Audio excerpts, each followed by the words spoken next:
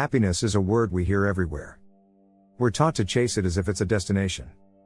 A final prize we win once we've ticked every box: money, love, success, approval.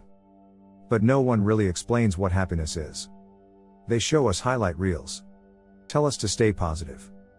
Push us to smile, even when it feels fake. I used to believe happiness was something to be achieved. A reward for working hard enough, being good enough, looking perfect enough. But over time, I realized, happiness isn't a finish line. It's a byproduct. A quiet companion that appears when we're truly living in alignment. And the shift began when I stumbled upon one simple philosophy: focus only on what you can control, and release what you cannot. It sounds so simple, almost too simple. Yet it changed everything. Because I used to obsess over everything outside my control. Other people's opinions. Their approval. Their validation. Their reactions to my choices. I would replay conversations, dissecting every word, every look. I would shrink my dreams to fit into someone else's comfort zone. I would delay my joy until I was sure it wouldn't inconvenience anyone. And all that energy? Wasted.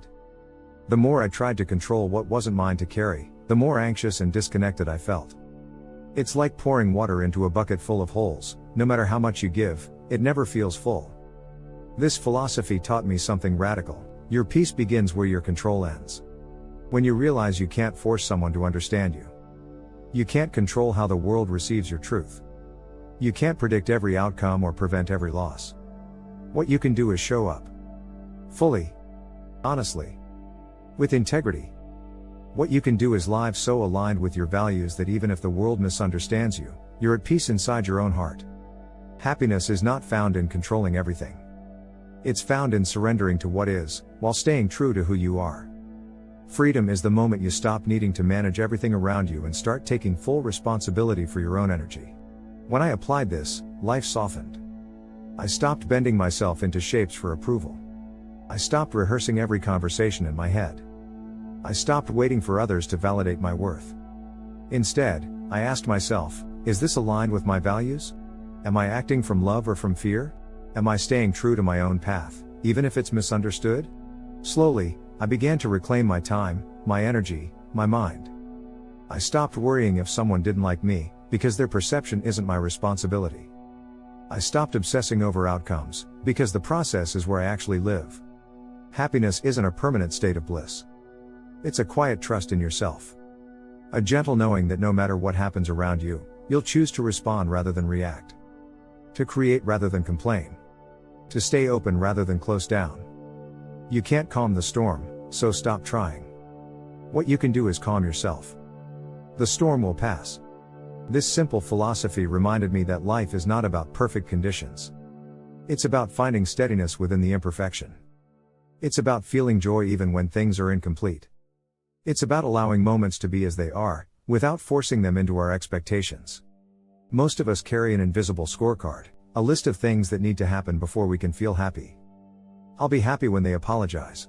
I'll be happy when I reach that milestone. I'll be happy when I'm finally understood. But life doesn't work that way. There will always be unfinished stories. There will always be loose ends. There will always be people who don't get it. The power is in deciding to be at peace anyway. To release the fantasy of a perfect resolution. To let go of waiting for the world to catch up to your heart. When you focus only on what you can control, your actions, your thoughts, your choices, life simplifies. Drama fades. Clarity emerges. Energy returns. It's not that you stop caring. It's that you start caring about what truly matters. You start protecting your energy as if it's sacred, because it is. You stop entering arguments that only drain you. You stop trying to fix people who don't want to change. You stop offering your soul to situations that don't honor it. Peace is not found by rearranging the world, but by realizing you have the power to choose your response to it. When I live by this philosophy, I feel lighter. Not because life suddenly becomes easy, it doesn't. But because I'm no longer carrying extra weight that was never mine. I learned to let people have their opinions. To let circumstances unfold. To let outcomes surprise me. Instead of controlling, I choose to create. Instead of resisting, I choose to accept. Instead of closing, I choose to stay open. And that openness? That's where happiness enters. It slips in quietly, in the spaces where we stop trying so hard. In the pauses between forcing and flowing. We spend so much of life trying to hold everything together, afraid to let anything fall apart. But sometimes, the greatest relief comes when we let it break. When we stop gripping so tightly and allow life to breathe again. Let it go. Not because they deserve peace, but because you do. Happiness is not something you chase down and capture. It's something that arises when you create the conditions for it. When you choose alignment over appearance. When you prioritize integrity over image. When you live from the inside out. So, why did this simple philosophy make me happier? Because it taught me to come home to myself. To trust my inner compass more than the noise outside. To remember that true joy isn't loud, it's steady. It's not about having everything. It's about needing less. It's not about avoiding struggle. It's about knowing you'll move through it, whole. You don't need to change the whole world to feel peace. You just need to change how you show up inside it. And maybe that's what happiness really is. Not a goal. Not a trophy.